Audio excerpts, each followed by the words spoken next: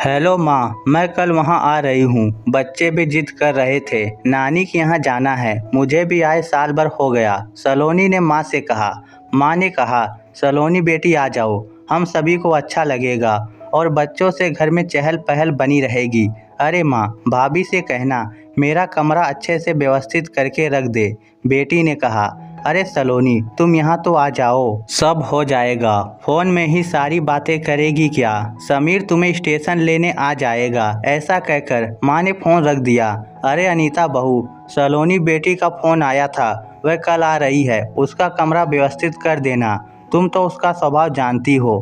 सास शारदा जी ने कहा। अनीता जानती थी, ननद सलोनी का मिजाज कुछ अलग ही है। उसे हर चीज़ समय पर और व्यवस्थित चाहिए रहती है। किसी चीज़ की कमी उसे पसंद नहीं। मायके में भी मेहमानों सा व्यवहार रहता है। अपने बच्चे की तो बहुत ज़्यादा केयर करती है।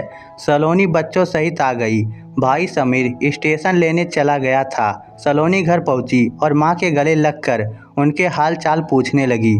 अनीता तुरंत पानी का गिलास लेकर आई और सलोनी से उसका हाल चाल पूछने लगी। तभी अनीता की बेटी खुशी बुआ के पास आकर बैठ गई और पूछा, बुआ मेरे लिए क्या लेकर आई हो? सलोनी ने अपना सूटकेस खोला और एक सुंदर सा ड्रेस खुशी के हाथों में दिया। खुशी ड्रेस पाकर बहुत खुश हो गई। बच्चे आपस में खेलते हुए मस्ती करने लगे तो तभी सलोनी ने कहा, अनीता भाभी, हमारा कमरा व्यवस्थित है ना? पिछली बार आई थी तो कूलर काम नहीं कर रहा था। गर्मी में पंखे में ही सोना पड़ा था। एसी तो आपके कमरे में ही लगा है। अनीता ने हंसते हुए कहा, सलोनी दीदी, इस बार आप हमारे कमरे में सो जाना, हम लोग दूसरे कमरे में सो जाएंगे। आपको कोई परेशानी ना होगी।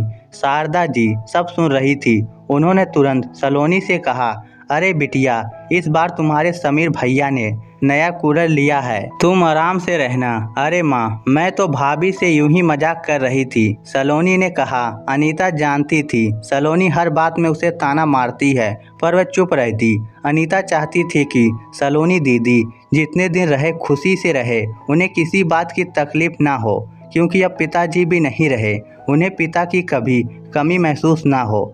अनीता हर तरह से खुश रखने की कोशिश करती। समीर बाजार जाकर काफ़ी सारा घर का किराना और बच्चों के लिए चॉकलेट मिठाई ले आया। एक दिन दोपहर के वक्त सब खाना खा रहे थे और अनीता गर्मा गर्म पूड़ी तल रही थी। तब शारदा जी ने कहा, बहू तुम सबके साथ खाना खाने बैठ जाओ, मैं पूड़ी तल देती हूँ। अनीता कुछ बोलती इसके पहले सलोनी ने कहा, माँ तुम क्यों पूरी तलोगी? भाभी को बनाने दो। अब तुम्हारी उम्र है क्या ये सब काम करने की? सारा दिन कुछ ना कुछ तो करती रहती हो। अनीता ने सास की तरफ देखते हुए कहा, माँ जी आप खाना खा ले, मैं बाद में खा लूँगी। सलोनी आराम से मायके में दिन गुजार रही थी। समीर भी छुट्टी के दिन सपरिवार घूमने और होटल ले जाता। एक दिन बातों ही बातों में सलोनी ने अनीता से पूछ लिया, भाभी आप मायके नहीं जा रही? जवाब देते हुए अनीता ने कहा, मैं तो अभी जाने ही वाली थी, क्योंकि मेरे पिताजी की तबीयत ठीक नहीं चल रही है, पर आपका फ़ोन आ गया सो मैंने जाना कैंसिल कर दिया। माँ जी कितना अकेले घर का काम करती, अब आपके जाने के बाद ही जाना होगा। अच्छा किया भाभी आपने जो मायके नहीं गई, ससुराल से तो मैं थकी हारी आती हूँ, फिर मायके में तो पूरा आराम चाहिए ना, वरना मैं नहीं आती। सलोनी ने कहा, सलोनी दीदी आपकी भी तो ननद आती होगी, तब उन्हें भी पूरा आराम मिलता होगा, क्यों? अनीता ने पूछा। नहीं भाभी, मैं तो साफ साफ कह देती हूँ, मुझे अकेले काम नहीं होगा, उन्हें मदद तो करवानी ही होगी।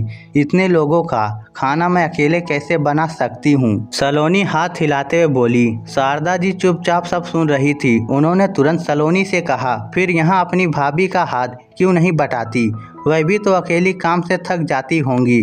अरे माँ, तुम तो अपनी बहू का पक्ष लेने लगी। ऐसा है तो मैं चली जाती हूँ, भाभी पर बोझ नहीं बनती। सलोनी ऐसा कहते हुए रोने लगी।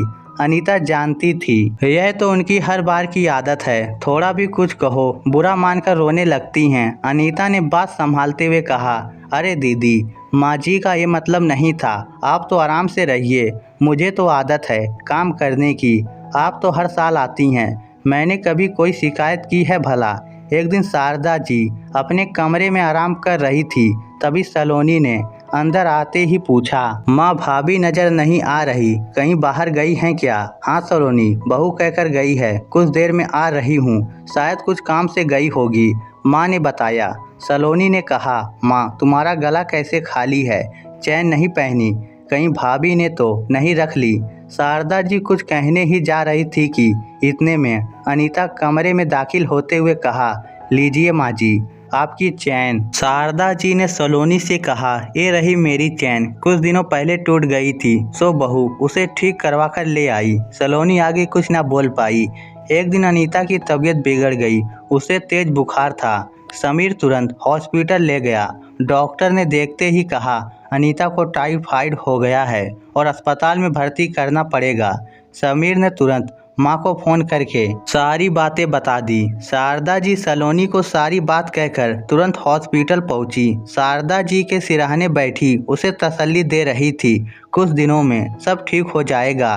शारदा जी ने समीर से कहा, तुम घर चले जाओ, घर में सलोनी और बच्चे हैं, सलोनी से कहना अनीता के लिए खिचड़ी बना दे।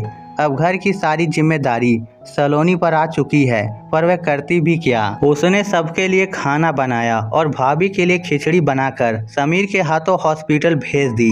शारदा जी ने अनीता को खाना खिलाया और घर वापस आ गई। घर आकर देखा सलोनी काम कर रही थी और बच्चे भी कमरे में चुपचाप खेल रहे थे। माँ के आते ही सलोनी ने पूछा, भाभी की तबीयत कैसी है?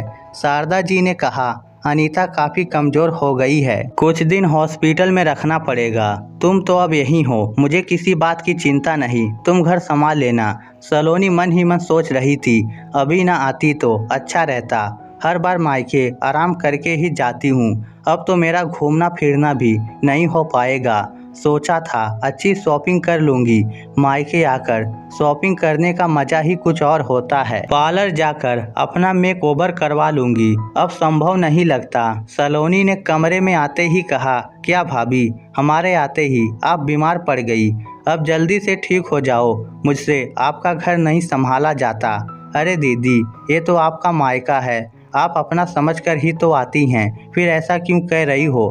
अनीता ने कहा। एक दिन अनीता ने सलोनी से कहा, मेरी अलमारी में कुछ बैग रखे हैं, उसे ले आओ। सलोनी ने जैसे ही बैग खोलकर देखा, काफ़ी महंगी साड़ियाँ और बच्चों के ढेर सारे कपड़े थे। अरे भाभी, ये क्या? सलोनी ने आश्चर्यचकित होकर पूछा। हाँ दीदी, आपके आने से पहले मैंने और समीर ने जाकर सारी शॉपिंग कर ली थी, क्योंकि मुझे मेरे पिताजी की तबीयत देखने जाना था। माँ जी ने कहा था मैं मायके चली जाऊं, पर आप आ रही थी तो मैं कैसे जा सकती थी, पर कहीं अचानक जाना पड़ जाए तो। आप सभी के लिए पहले ही ये कपड़े खरीद लाए थे। सलोनी अपने आप को शर्मिंदा महसूस कर रही थी। सलोनी अनीता के गले लगते रोने लगी।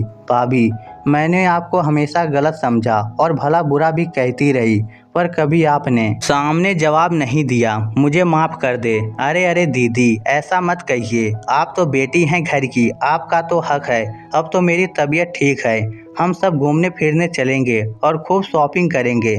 शारदा जी सब देख सुन रही थी कि अनीता कितनी समझदार और सुलझी बहू है। ननद को हमेशा बहन ही मानती रही। समीर ने कभी उसे पिताजी की कमी महसूस ना होने दी, उसकी हर चीज का बखूबी ध्यान देता रहा, पर सलोनी ने भाभी को कभी वह महत्व नहीं दिया जिसकी वह हकदार थी। अनीता जैसे ही काम करने किचन में जा रही थी कि सलोनी ने हाथ पकड़ते हुए कहा, भाभी, जब तक आप पूरी तरह से ठीक नहीं हो जाती, मैं किचन संभाल लूँगी, मैं अभी काफ़ी दिन रुकने वाली हूँ। अनीता ने कहा, सलोनी दीदी, आपकी जब इच्छा हो तब आ जाया करे, पर मायके को मायका ही समझे, ना कि मेहमान बनकर आएं, तभी प्यार और अपनापन का रिश्ता बना रहेगा।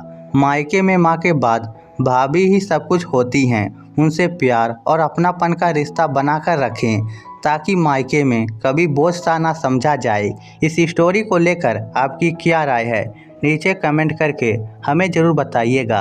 धन्यवाद।